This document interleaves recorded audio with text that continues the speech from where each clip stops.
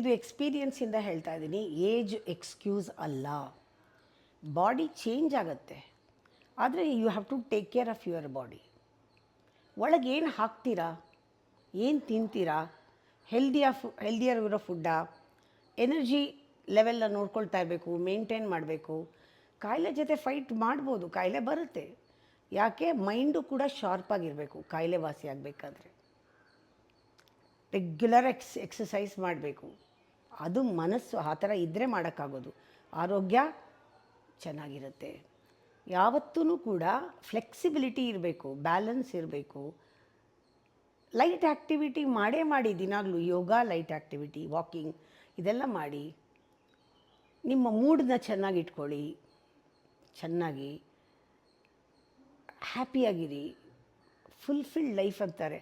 ವಯಸ್ಸಾಗ್ತಾ ಇನ್ನೂ ಪರಿಪೂರ್ಣ ಆಗಬೇಕು ಜೀವನ. ಅರ್ಧಂಬರ್ಧ ಜೀವನ ಮಾಡಬಾರ್ದು. ನೋವಿರಲಿ, ನಲಿವಿರಲಿ. That is wisdom.